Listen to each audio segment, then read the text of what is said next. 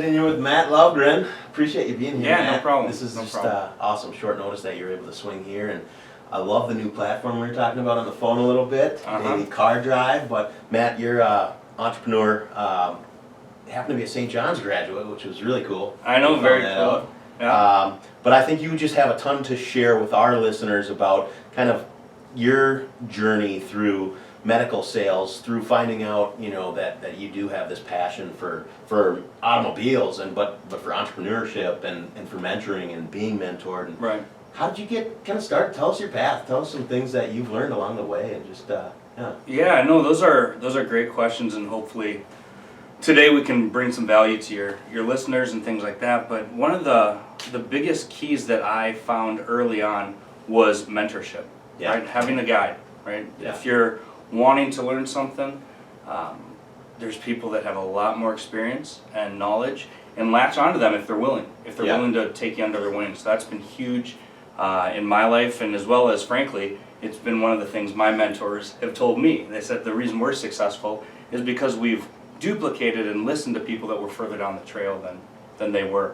Yeah. How did you come into contact with your mentors, and how did you hook up with maybe your first mentor, and is there some book you read? Or Yeah, how did no, you learn gosh. to seek a mentorship? I think through trial and error. I've always had sort of an entrepreneurial business mind, if you will. Yeah. And I've thought outside the box, and I started reading tons of books. That's a key, I think, to anybody's success, is be a voracious reader. I think, don't quote me on this stat, but I heard a long time ago people that read personal development books, self-help books, call them that if you want.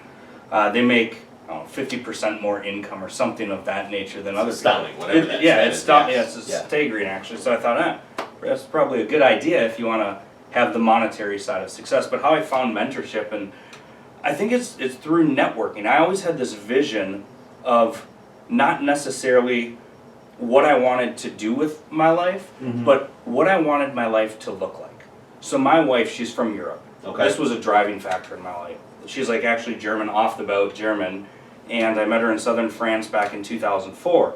So anyways, we knew, not initially, that we're going to get married and have a kid and all that stuff, but I knew if I wanted to design a life, it had to be able to create flexibility where we could be in America as well as be in Germany and fly between two countries. Let's be honest, that doesn't, it's not cheap to do that, right? So that was my focus. So I always wanted to design my life around a lifestyle, and I'm not talking Bentleys, Ferraris, Lamborghinis.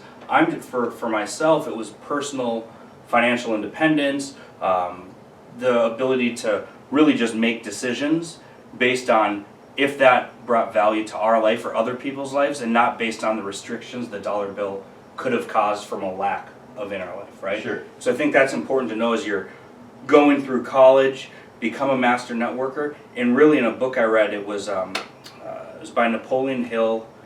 It was either Master Key of Riches or Think and Grow Rich. It was there was a line that stuck with me in that book. It was definiteness of purpose. Okay. And everybody needs to know that. I happen to believe that everybody's got a purpose out there, and whatever it is they're doing, they need to focus on that, not necessarily the day-to-day grind. Obviously work is involved, but if you're focused on your purpose, whatever that is for anybody, it causes your brain to shift into directions to think about, okay, this is my end goal, and all the decision-making process, you filter all your decisions through that end goal, and it makes it easier. It doesn't make it simple, but it makes it a little easier, right?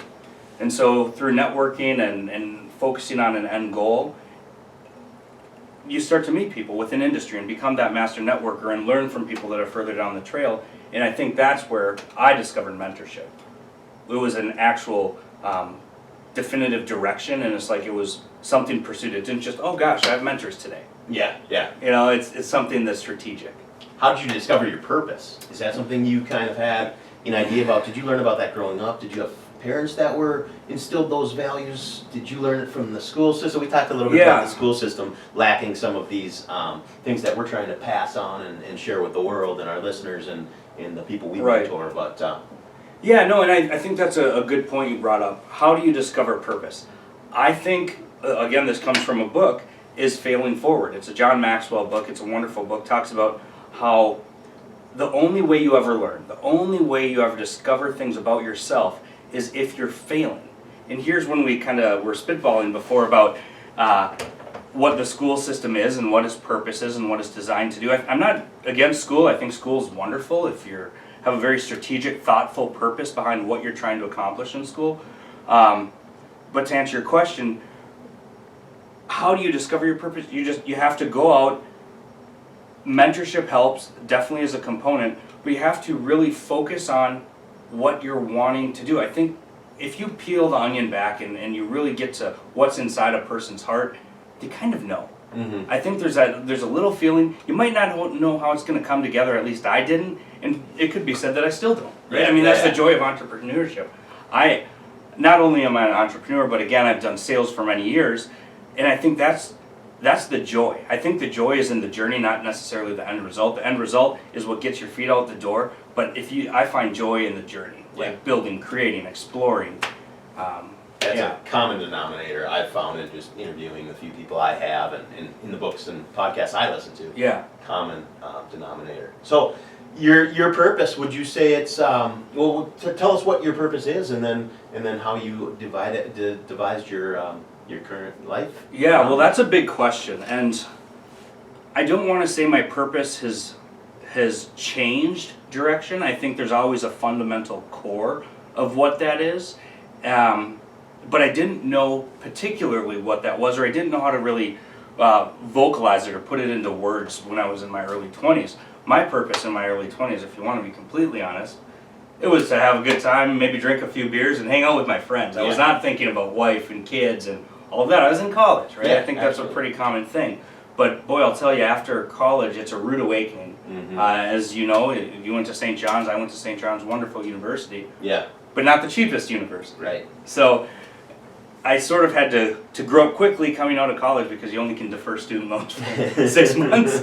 So that shifted my thought, and during that time frame, obviously, I met my wife now, who is now my wife.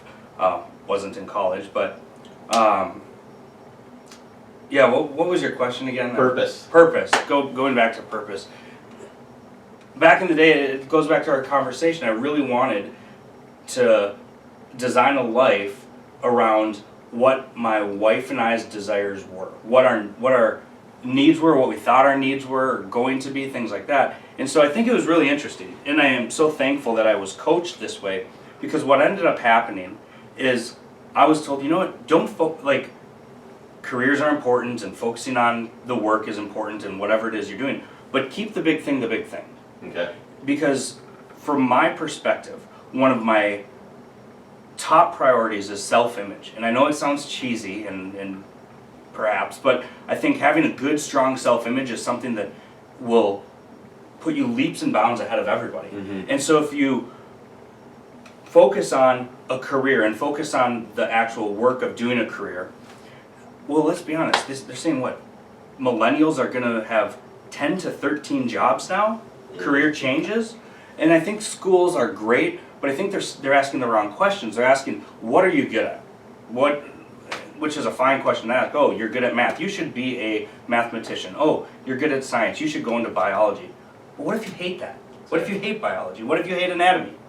And say you go into that field, which is fine because that's what the guidance counselors have suggested, which could be good or bad. Mm-hmm. But the problem is, as you progress through that career, you will get laid off. That's just the way the world is today. And if your self-image is tied to the career, you will get destroyed as a person, and it'll hurt you. And that'll not only hurt your trajectory, but also it has carryover effects into your family. Yeah. So I think that's where you ask the question about purpose is find a purpose that is bigger than you, Sure. that is something that goes beyond a job, which is important, or beyond an entrepreneurial idea. Mm-hmm. Does that make sense? Absolutely, absolutely. But you still haven't told me what your purpose is. Yeah, no, that's a great question. It started out again with, just paying bills, Yeah, which yeah. doesn't really develop purpose, and frankly, it's kind of selfish because it doesn't fall into the category of beyond myself. Yeah, Nope, yeah. it didn't. But it was something that got me out the door, something that when I would filter all our life decisions through in my early 20s, it worked. Now, what it has become, my purpose now, and I think it's really what I hold on to, is I love helping, empowering, training, teaching, inspiring people. Mhm. I know those are all very good marketing words, but at the core of it, that's what it is, because I've been so thankful for the mentorship in my life, sort of that pay it back, pay it forward mentality, You bet. You right? Because I had good mentorship and great coaching, still do to this day, Bet. Yeah. right? And I really want to be able to share, and that's what excited me the most about this opportunity, frankly, is I'm a small fish in a big pond, but I think through the experiences I've had thus far in my life, maybe, hopefully, there's an opportunity where somebody listening in the interwebs Yeah. can find Yeah. some value. Absolutely. Well, again, appreciate you being here so much that I'm just going to rattle off some more questions that I Yeah. know listeners have asked and sent over to us. And one of them is, what advice do you have for your the kids in college right now or in high school that are trying to figure out, A, what should I study? B, should I go to college? C, I'm in college. What direction? I'm trying to choose a major. What's some of the advice you have for the college kids? Whether it's party hard or whether it's study hard or whether it's choose a major based on what your purpose is or what Yeah. you like, or what's some of the great advice you've been given that or that you have that you wish you would have gotten. Oh gosh. If looking back on it, hindsight's always 20/20. I wish when I was in college, and I haven't been in college for a decade, so I don't know what guidance counselors or anything like that are asking these days, truth be told, but I wish I would have been asked, how do you want to live? Mhm. As opposed to, what are you good at? Yeah. Because that has paid massive dividends in my life. It's one of the most important questions I think that's out there is how do you want to live? Because again, going back to the self-image thing, like when you're in the pursuit of something that you are excited about every day, that you can sink your teeth into, that's where joy and happiness is found. It's the ability to dream. I don't know if college is out there saying, hey, what are your dreams, goals, aspirations? And they're asking these questions. Maybe they are, maybe they aren't. But I think it's very important to focus on what is your dream and not focused on how do I fit into the puzzle of somebody else's dream. Yeah.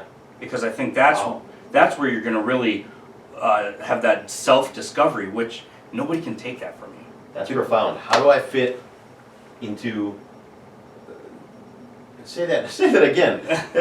Instead of fitting into the puzzle of somebody else's dream. Yeah. How do you figure out what your own dream is? Discover that. Rather than. Focus on your dream, because I genuinely believe, and perhaps it's biased because I always had this sort of feeling in my heart, if you will. I always knew I was destined for greatness, and I think people really are. Mm-hmm. I think everybody is. Mm-hmm. They have a certain purpose in their life. They have a certain thing they're supposed to accomplish with their life, so they can give back to the world. Yeah. Right? So Yeah. they can give back to other people. So they can inspire other people. I think those are core things that everybody has. But again, that all comes down to being focused on your own dream and not fitting into the puzzle of somebody else's dream. Interesting. Yeah. With that being said, I do believe there is a time when you are part of somebody else's dream, Yep. right? Yep. Because that's where learning happens. You can obviously go out there and spray and pray all you want, but let's be efficient. Sure. Right? Sure. So again, that's where the mentorship component comes in. So finding a mentor is huge. Yeah. Did you kind of understand that piece inside of you that as a young, middle schooler or elementary school, was that something that came later in life? It was were your parents? You're gonna think this sounds so crazy, but my parents, they're blue collar people, salt of the earth people, love them to death. But I vividly remember as a 10, 12, 13-year-old, I'm like, Mom and Dad, I want to retire by the time I'm 40. And I don't know why I was even saying this, looking back on it. Yeah. It was just something I wanted. It was a desire. I couldn't put it into words. I couldn't tell you why I wanted it. But I was like, I want to be a millionaire by the time I'm 30.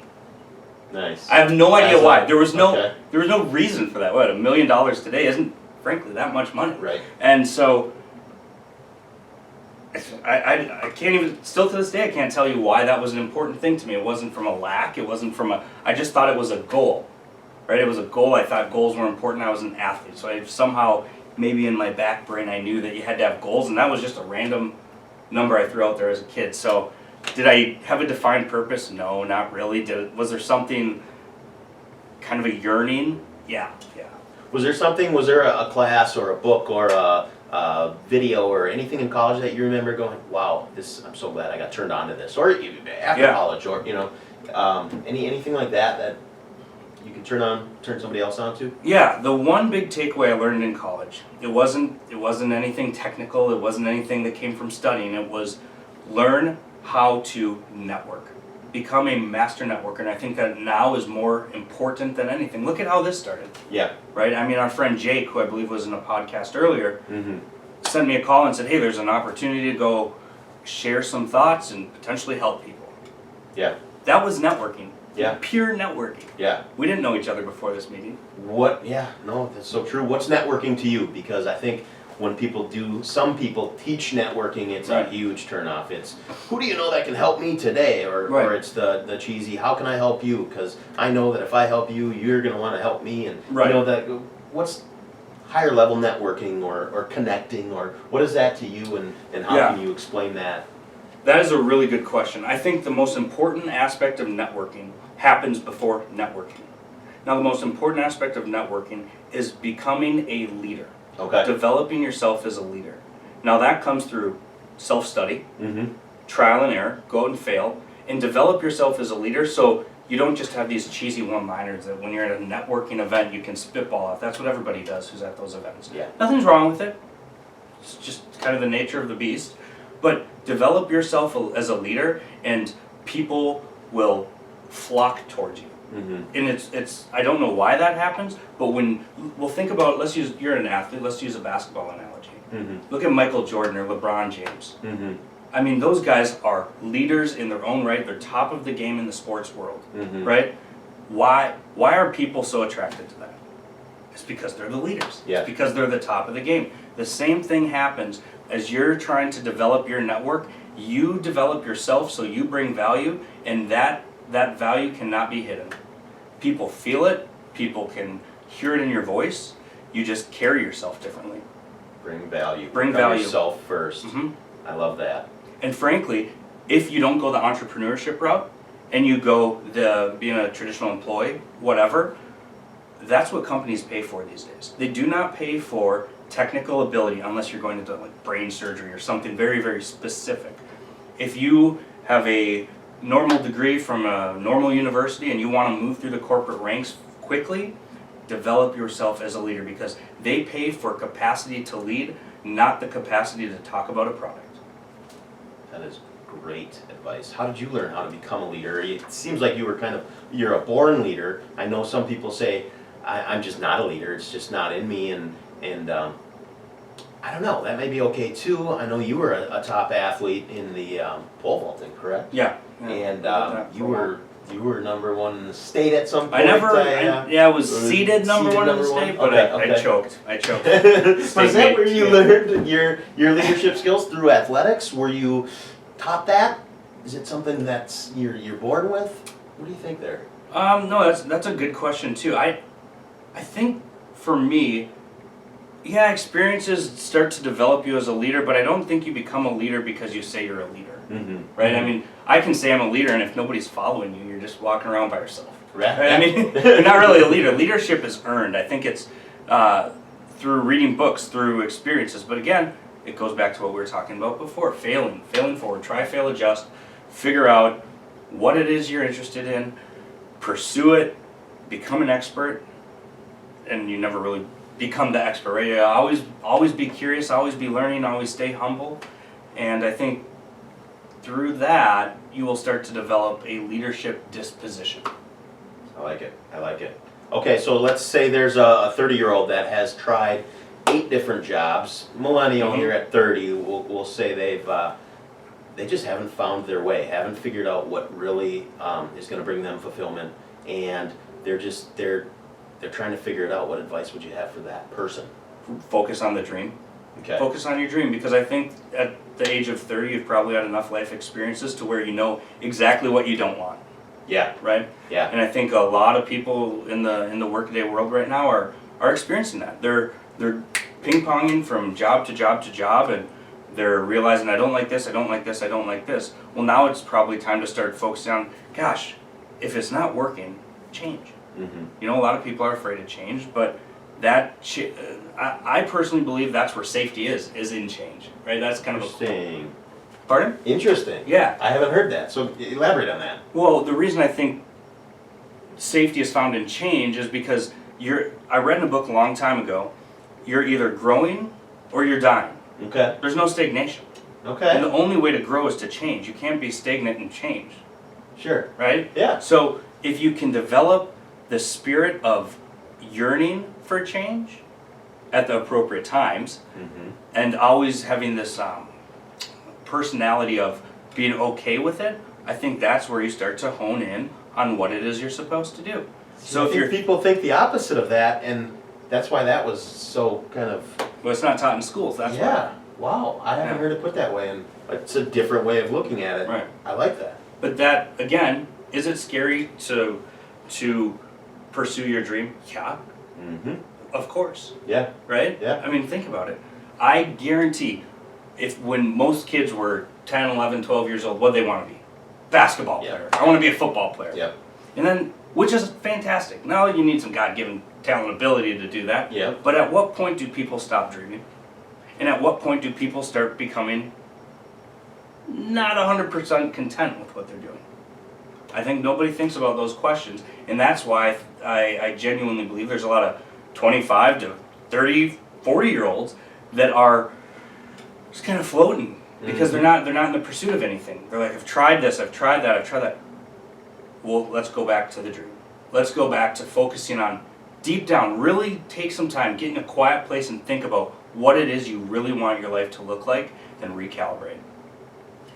Very nice. So anything that you'd recommend to do that? I know a lot of people say meditate, yoga, the traditional reading, traveling. Anything that kind of hits for you? For me, it's taking time to quiet my mind. Okay. There's a lot of noise in the world. How do you do that? I lock the doors to my like office, Okay. and I just sit there and think. Okay. Okay. Yeah, and that's how I do it. Sometimes I'll grab a book.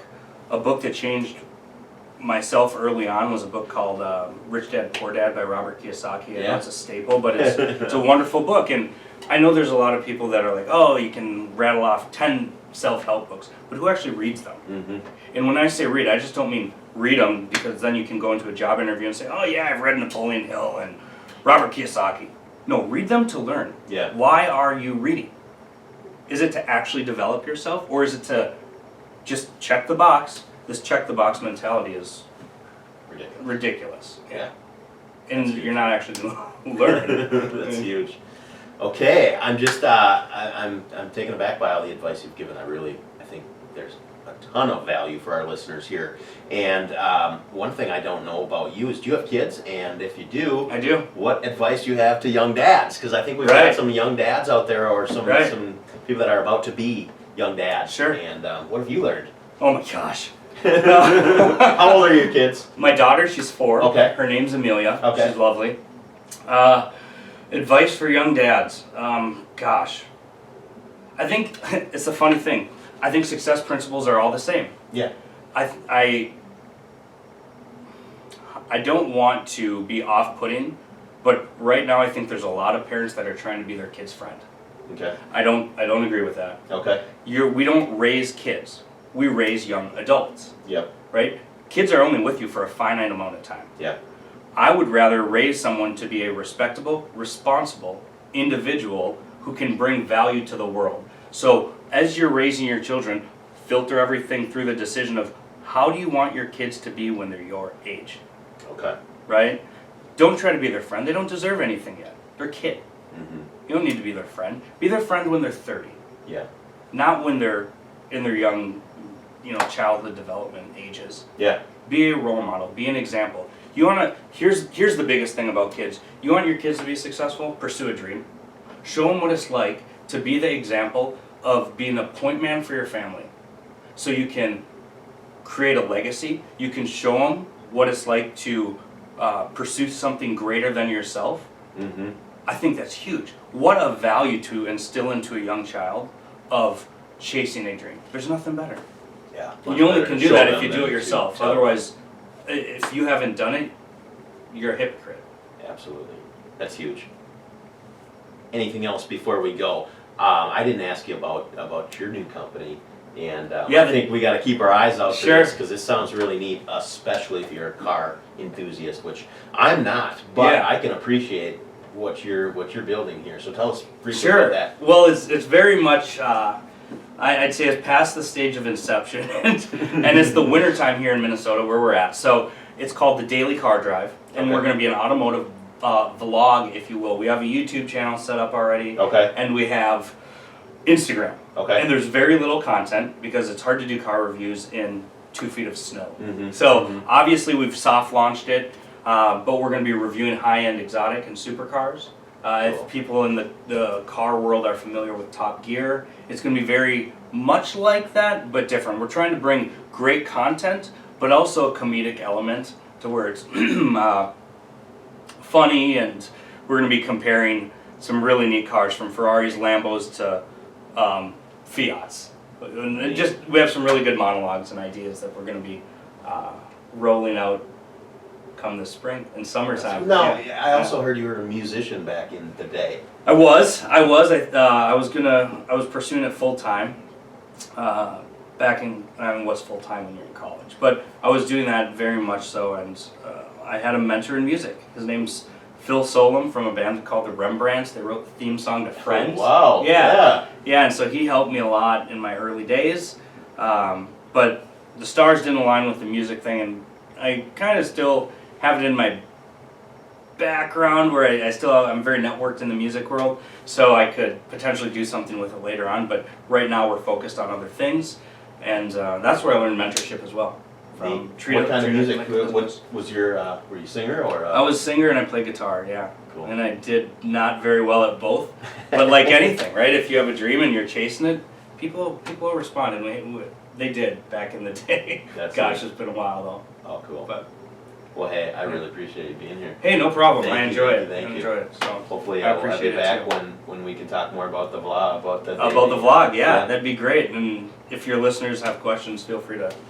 How can they reach you? Yeah, you can reach me. Feel free to have my email, which is, I don't know if you want to add it to the Yep, video, I'll put it on. but it's online. mjlovegren@gmail. Perfect, You can okay. reach me there. Great. Thanks So, again. Appreciate Yeah, it. absolutely.